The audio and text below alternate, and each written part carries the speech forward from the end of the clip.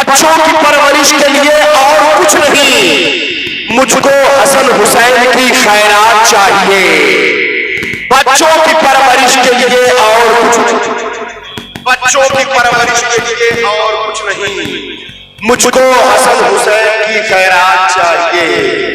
काके तेरे रसूल की खैरात चाहिए। मेरा वजूद कभी खाक हो नहीं सकता, मेरा वजूद कभी खाक हो नहीं सकता। ये वो गिरेगा है जो चाक हो नहीं सकता। मेरा वजूद कभी खाक हो नहीं सकता। ये वो गिरेगा है जो चाक हो नहीं सकता। अली के खून की अजमत न पूछिए मुझसे, अली के खून की अजमत न पूछिए मुझसे। अली का खून कभी नापाक हो नहीं सकता। अली के खून की अजमत न पूछिए मुझसे, अली के खून की अजमत न पूछिए मुझसे। अली का खून कभी नापाक हो नहीं सकता।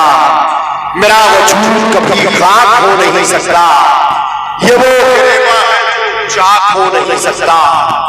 अली के खून की अजमत न पूछिए मुझसे, अली का खून कभी नापाक हो नहीं सकता। हज़रात आइए के लिए तैयार हो जाए।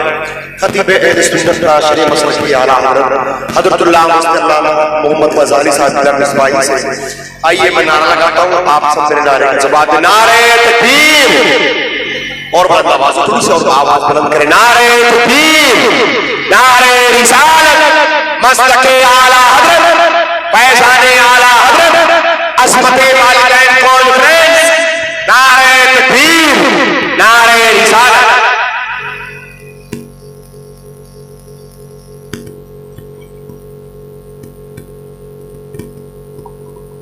वो जो मेरे भाई देख रहा हूँ, कुछ लोग इधर उधर खड़े, तो आप भी आ जाए यार, हुजूर की महफिल है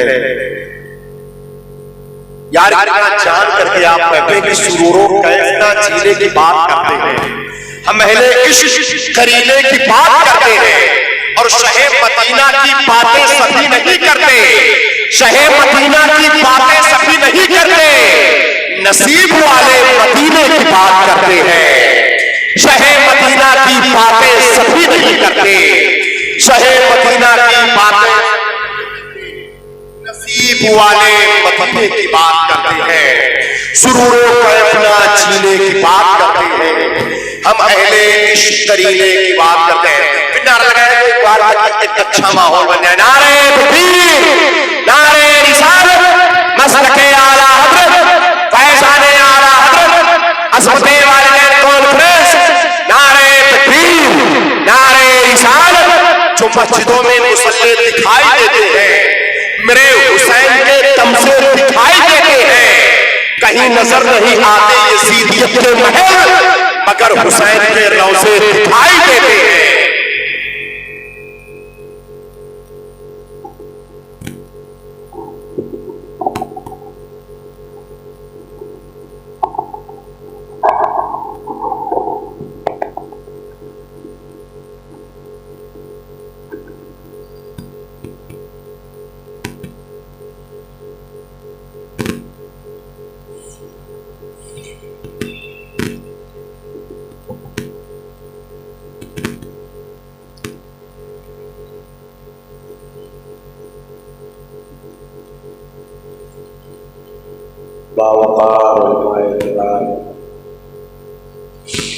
हाज़िरीन महफिल, अस्सलामु अलैकुम व रहमतुल्लाहि व बरकातुहू।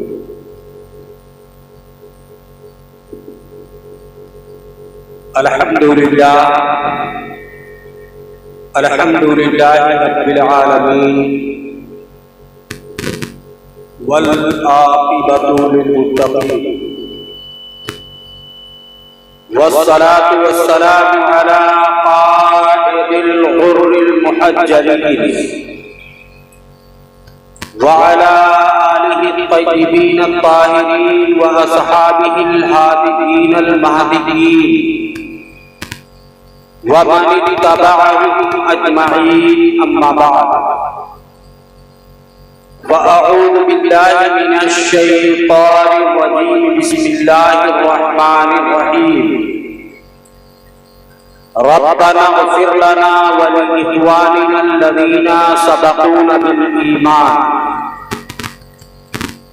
वक़ाल नबी सल्लल्लाहु अलैहि वसल्लम इज़ा माता इब्नु आदम इनक़तअ अन्हु अमलुहु इल्ला मिन सलात इला आखिरिल हदीस। आमन्तु बिल्लाहि सदक़ल्लाहुल मौलानाल अज़ीम व सदक़ा मा बल्लगना रसूलुहुन नबियुल अमीनुल मकीनुल करीम व नहनु अला ज़ालिका लमिनश शाहिदीन वश्शाकिरीन फल्हम्दुलिल्लाहि रब्बिल आलमीन।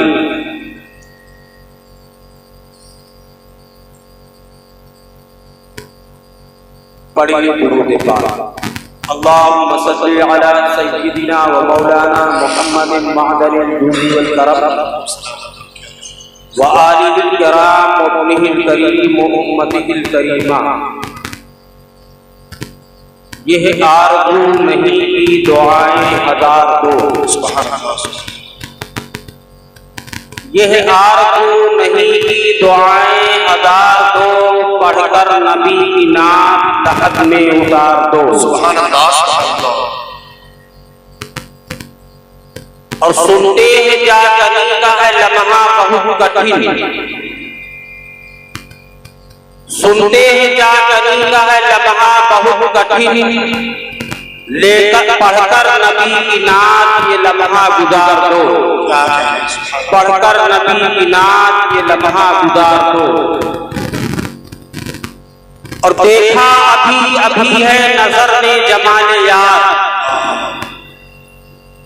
देखा अभी अभी है नजर ने जमाने यार, ऐ मौत मुझको थोड़ी सी मोहलत उधार दो। और मक्का के तपती रेत पर कहते थे ये बिलाल, मक्का के तपती रेत पर कहते थे ये बिलाल, इश्क़े नबी में ऐसी सदा बार बार दो। और अगर जीतना है इश्क में लाजिम ये शर्त है,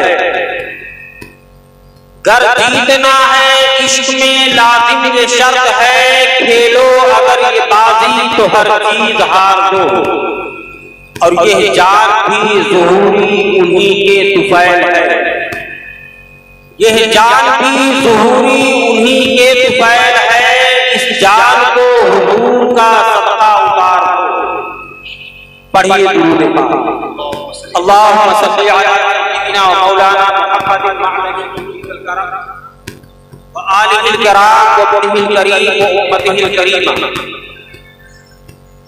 हज़रात, ये महफिल जिसमें हम और आप शरीफ सआदत हैं, अजीज़े गिरामी वक़ार मौलाना मुहतरम जुल मजदी वल करम हजरत मौलाना सैयद इमरान हाशमी साहब क़िबला ने और उनके बरादरान ने अपने वालिदे मरहूम के इसाले सवाब की खातिर मुनाफिक किया। अल्लाह रब्बुल इज्जत की बारगाह में दुआ है कि मौला नबी करीम सल्लल्लाहु अलैहि वसल्लम की इस मजलिस के सदक़े में इनके वालिद साहब की बाल बाल मग़फ़िरत फरमाए, उनकी कब्र को रौज़तुम मिन रियाज़िल जन्नह का मिस्ताक बनाए और तमाम सगीरा व कबीरा गुनाहों को माफ़ फरमाए। चूंकि ये मजलिस ईसाले सवाब की है, तो मैं चाहता ये हूं कि थोड़ी देर आपसे ईसाले सवाब के ताल्लुक से गुफ्तगू की जाए। ईसाले सवाब कहते किसी को हैं? आज कुछ लोग इस दुनिया में ऐसे आ गए जो ये कहते हैं कि ईसाले सवाब करना हराम है, बिदअत है। मैं कुरान और हदीस की रोशनी में कुछ बातें आपके गोशे गुजार करना चाहता हूं, जिससे आपके समझ में बात आ जाएगी कि ईसाले सवाब करना आखिर कैसा है। पहले ये समझिए ईसाले सवाब कहा किसे जाता है। ईसाले सवाब कहते हैं कि जिंदा लोग कुछ नेक काम करें और अल्लाह रब्बुल इज्जत की बारगाह में ये अरीज़ा पेश करें कि ऐ मेरे मौला, मैंने ये नेक काम किया है, मैंने लोगों को खाना खिलाया है, मैंने कुरान पाक की तिलावत की है या लोगों से कुरान पाक की तिलावत करवाई है, ऐ मेरे मौला, इसका तू सवाब मेरे बाप को, मेरे दादा को अता कर। इसी चीज का नाम ईसाले सवाब। अब आया ये कि क्या ये ईसाले सवाब करना जायज है या नहीं जायज है। आओ कुरान पाक का मुताला करो। अल्लाह रब्बुल इज्जत कुरान पाक में आयत करीमा को नाज़िल फरमाता है, रब्बना इग़फिर लना व लिइख्वानिना अल्लज़ीना सबक़ूना बिल ईमान, कि उसके बाद कुछ ऐसे लोग आए जो ये कहते हैं, ऐ हमारे रब, तू हमें बख्श दे और हमारे भाइयों को बख्श दे जो हमसे पहले इस दुनिया से ईमान के साथ चले गए। अल्लाह रब्बुल इज्जत हमें तालीम दे रहा है कि जब तुम दुआएं कर रहे हो, अपनी बख्शिश की दुआ कर रहे हो, अपने गुनाहों की माफी मांग रहे हो, तो तुम इस तरह से दुआएं किया करो कि ऐ मेरे मौला, तू हमें भी बख्श दे और हमसे पहले हमारे भाई जो हैं या हमारे बाप जो हैं या हमसे पहले जितने लोग ईमान के साथ दुनिया को छोड़ करके गए हैं, मौला तू सबकी मग़फ़िरत फरमा दे। तो अल्लाह रब्बुल इज्जत अगर इस तरह से हम दुआ करेंगे तो अल्लाह हमारी भी मग़फ़िरत फरमाएगा और हमारे मरहूमीन की भी मग़फ़िरत फरमाएगा। बेशक सुभान अल्लाह। ये अल्लाह रब्बुल इज्जत की तालीम है कुरान पाक में, और कुरान पाक में इस बात की तरफ इशारा दे रहा है कि अगर तुम हम इस तरह से दुआ करोगे तो अल्लाह तुम्हारी दुआओं को कबूल फरमाएगा। तो ये अल्लाह का इरशाद आप थोड़ी देर अगर वक्त दे तो मैं कुछ बात कर, क्योंकि सब इधर उधर मस्त है, समझ में नहीं आ रहा है। एक मरतबा दुरूद पाक पढ़े, अल्लाहुम्मा सल्लि अला सय्यिदिना व मौलाना मुहम्मदिन मअदनिल जुदी वल करम व आलिहिल किराम व इब्निहिल करीम व उम्मतिहिल करीमा।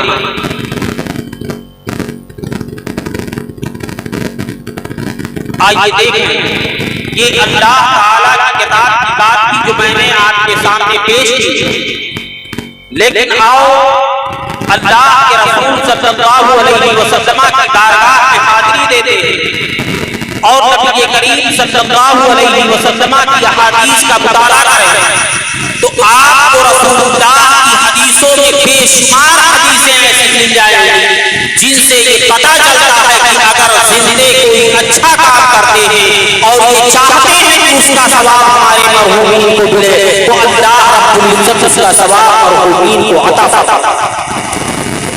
बुखारी शरीफ जो असहुल कुतुब बादा किताबुल्लाह कही जाती है, यानी अल्लाह की किताब कुरान पाक के बाद अगर दुनिया में सबसे सही तरीन कोई किताब मौजूद है तो बुखारी शरीफ है। उसी बुखारी शरीफ की हदीस है हज़रत सय्यदना अब्दुल्लाह इब्न अब्बास रज़ियल्लाहु तआला अन्हु है, वो बयान फरमाते हैं, इन्ना इम्राअतन जाअत इला नबी सल्लल्लाहु अलैहि वसल्लम व क़ालत या रसूलल्लाह इन्ना फरीदतुल्लाहि अदरकत। ऐ अल्लाह के मुक़द्दस रसूल हज़रत अब्दुल्लाह इब्न अब्बास रज़ियल्लाहु तआला अन्हुमा इरशाद फरमाते हैं कि एक खातून नबी करीम सल्लल्लाहु अलैहि वसल्लम की बारगाह में हाजिर हुई और हाजिर होने के बाद अर्ज़ करने लगी, ऐ अल्लाह के मुक़द्दस मुक़द्दस रसूल सल्लल्लाहु अलैहि वसल्लम मेरे बाप का उस वक्त फर्क हुआ जब मेरे बाप सवारी पर सवार होने की ताकत नहीं रखते थे, जब मेरे बाप सवारी पर बैठ करके मक्का मुकर्रमा नहीं जा सकते और वो अल्लाह के घर का तवाफ नहीं कर सकते, सफा और मरवा के दरमियान सही नहीं कर सकते। ऐसे बुढ़ापे के आलम में मेरे बाप का हज फर्क हुआ है। आपके पास में हाजिर इसलिए आई कि मैं आपसे पूछूं कि अगर मैं अपने बाप की तरफ से हज करती हूँ तो क्या अल्लाह रब्बुल इज्जत मेरे बाप को उसका सवाब अता फरमाएगा या उसका सवाब मेरे बाप को अता नहीं फरमाएगा। बुखारी के अल्फाज हैं, नबी करीम सल्लल्लाहु अलैहि वसल्लम इरशाद फरमाते हैं, ऐ मेरी सहाबिया जाओ तुम अपने बाप की तरफ से हज कर लो, अल्लाह तुम्हारे बाप को उसका सवाब अता फरमाएगा। और हज़रत अब्दुल्लाह इब्न अब्बास फरमाते हैं कि ये हज्जतुल वदा के मौके पर रसूलुल्लाह ने ऐसा फरमाया है। नबी इरशाद फरमाते हैं अगर बेटी अपने बाप के तरफ से हज करती है तो अल्लाह रब्बुल इज्जत उसका सवाब उसके बाप को अता फरमाता। इसी तरह की एक दूसरी रवायत इसी बुखारी में मौजूद है। हज़रत सय्यदतुना आयशा सिद्दीक़ा रज़ियल्लाहु तआला अन्हा जो नबी करीम सल्लल्लाहु अलैहि वसल्लम की सबसे चचेरी बीवी, और वो इरशाद फरमाती हैं कि एक सहाबी रसूल बारगाह रिसालत में हाजिर हुए। हाजिर होने के बाद अर्ज करने लगे, या रसूल अल्लाह इन्ना उम्मी उफ़्तुलत नफ़्सहा, ऐ अल्लाह के रसूल सल्लल्लाहु अलैहि वसल्लम मेरी माँ का अचानक इंतकाल हो गया। लौ तकल्लमत तसद्दक़त, मेरी माँ को अगर बोलने का मौका मिलता तो उसे सदका और खैरात करने का हुक्म जरूर करती, लेकिन चूंकि मेरी माँ का अचानक इंतकाल हुआ इसलिए वो कुछ बोल नहीं पाई और किसी चीज का उन्होंने हमें हुक्म नहीं दिया है।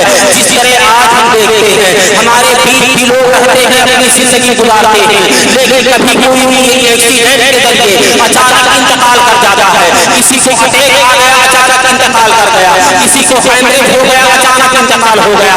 इसी तरह वो सहाबी अर्ज कर रहे हैं, या रसूल अल्लाह मेरी माँ का अचानक इंतकाल हो गया, उन्होंने कोई सदका और खैरात नहीं किया, लेकिन अगर वो बोलने का मौका पाती तो मुझे ये जरूर हुक्म फरमाती कि मैं उनकी तरफ से सदका और खैरात करूं। आप इरशाद फरमाएं कि अगर मैं अपनी माँ की तरफ से सदका और खैरात करता हूं तो क्या मेरी माँ को उसका सवाब मिलेगा या नहीं मिलेगा।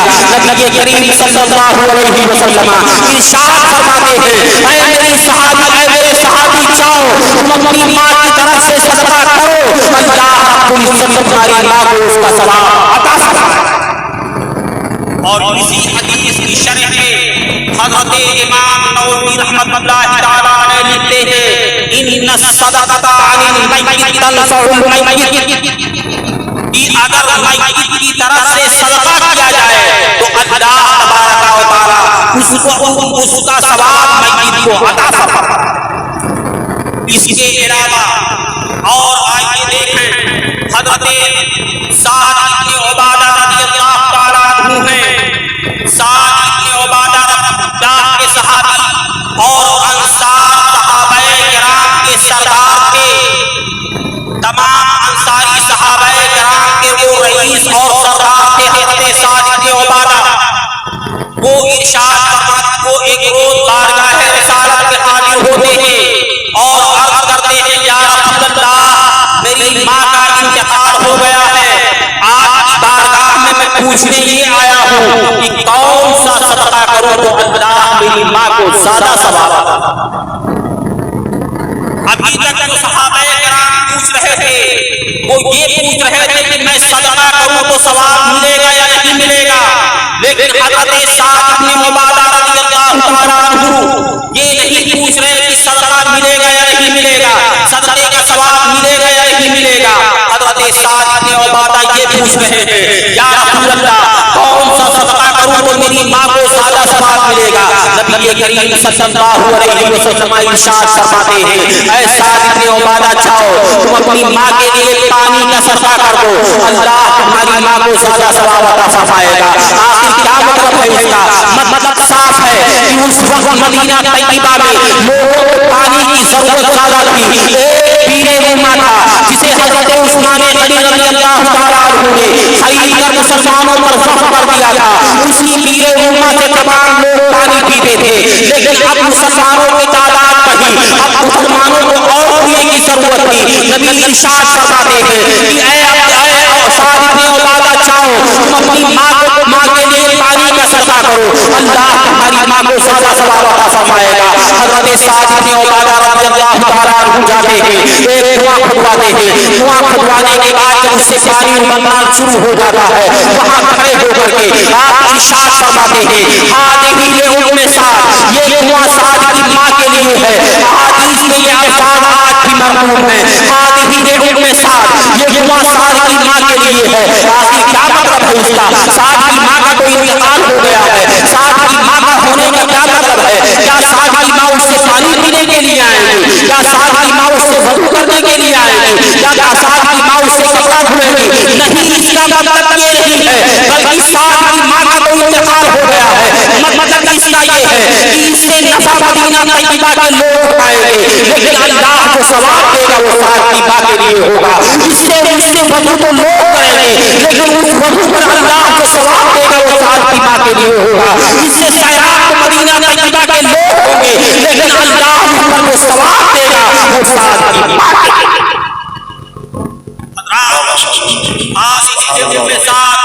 ये कुआं साद की माँ के लिए है। इसका मतलब ये है कि नफा जितने लोग उठाएंगे उस पर अल्लाह जो कुछ सवाब अता फरमाएगा वो साद की माँ के लिए।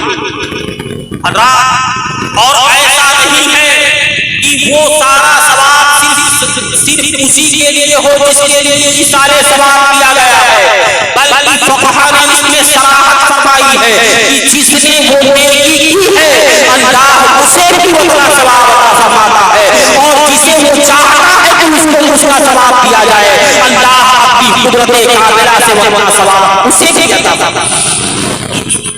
फतावा शारी जो फिक़्ह हनफी की अदीम किताब, इमाम शारी उसमें लिखते हैं कि अगर कोई मय्यत की तरफ से नमाज पढ़े या रोजा रखे या क्या नाम है सदका खैरात करे और कोई भी नेक अमल करे उसमें मय्यत के लिए किया गया हो तो अल्लाह रब्बुल इज्जत उसका सवाब उस मय्यत को अता फरमाता है।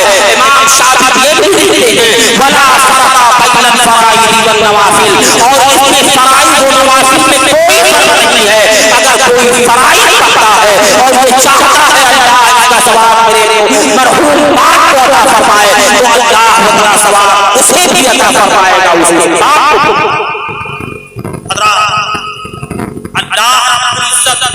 अगर हम कोई भी नेक काम करते हैं और ये चाहते हैं तो दौरे रिसालत से लेकर के आज तक तमाम अहले सुन्नत व जमाअत का मुत्तफ़क़ा ये फैसला रहा है कि हम जो भी नेक काम करेंगे और अल्लाह से ये अर्ज़ करेंगे कि अल्लाह इसका सवाब हमें अता फरमा और हमारे मरहूमीन को अता फरमा, तो अल्लाह इसका सवाब हमें भी देता है, हमारे मरहूमीन को।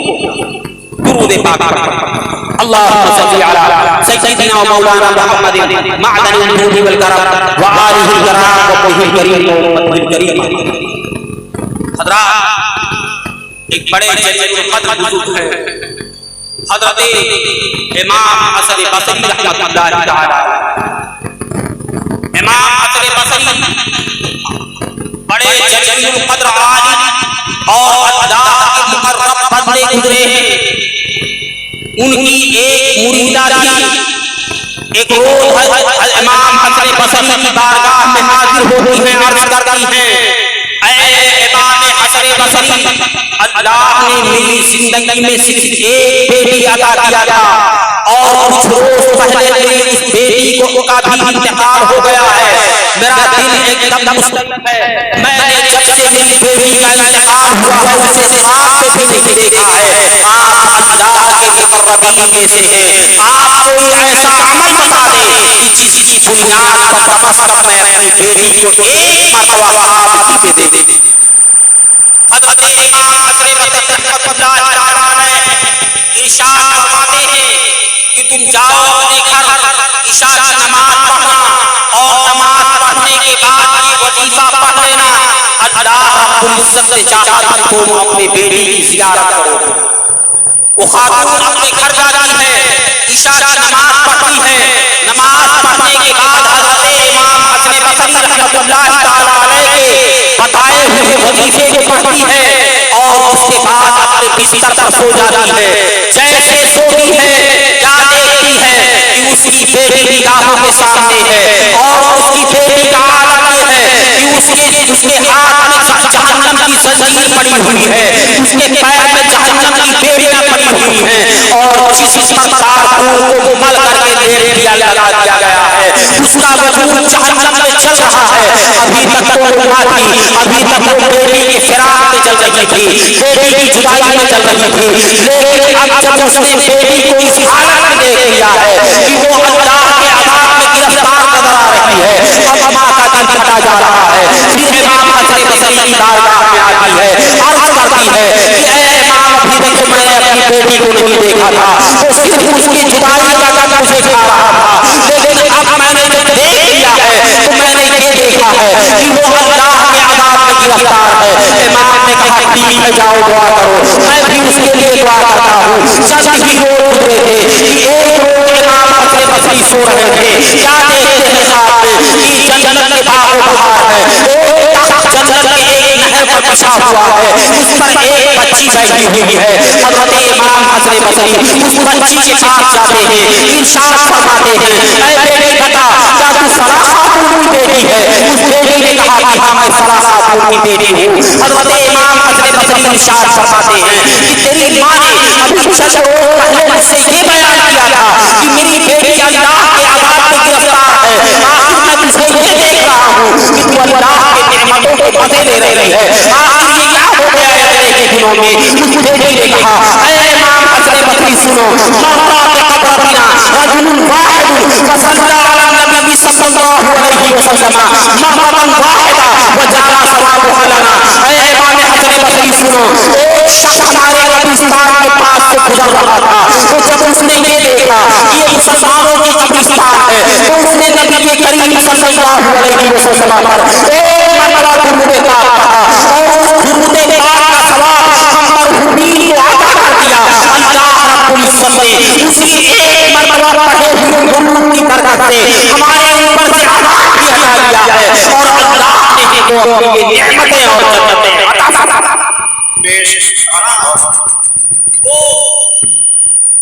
और वो लड़की ये भी कहती है कि ऐ इमाम हसन बसरी सुनो, मैं तन्हा सिर्फ उस अल्लाह के अज़ाब में गिरफ्तार नहीं थी, बल्कि उस वक्त उस कब्रिस्तान में 555 लोग अल्लाह के अज़ाब में गिरफ्तार थे और अल्लाह रब्बुल इज्जत ने उसी की बरकत से अल्लाह ने सबको अपने अज़ाब से अमान अता फरमा दिया और अल्लाह ने सबको अपनी नेमतें अता फरमा।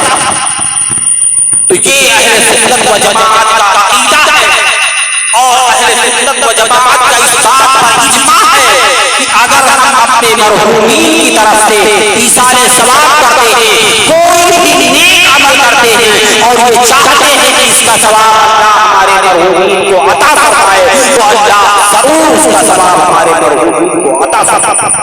अल्लाह ताला दुआ है मौला, अगर मेरे बोलने में किसी की कोई गलती हुई हो अपने शान करीमी व रहीमी से माफ फरमाए और हज़रत मौलाना सैयद इमरान हाशमी साहब के वालिद साहब की अल्लाह मग़फ़िरत फरमाए, उनकी कब्र को नूर बनाए और अल्लाह तबारक व तआला उनके कब्र में अगर उन्हें कुछ अज़ाब हो रहा है नबी के पाक की इस मजलिस के सिलसिले में, सदक़ा व खैरात के सिलसिले में अल्लाह उनकी तमाम गुनाहों से मग़फ़िरत फरमाए।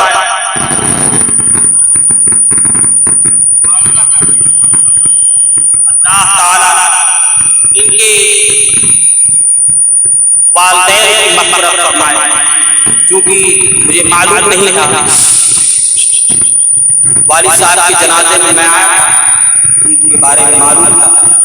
अल्लाह दोनों को गरीब रहमत फरमाए और दोनों की तमाम सगीरा व कबीरा गुनाहों को माफ फरमाए और अपनी रहमतें और बरकतें अता फरमाए। इनके घर में अपनी रहमतें और बरकतें नाज़िल फरमाए।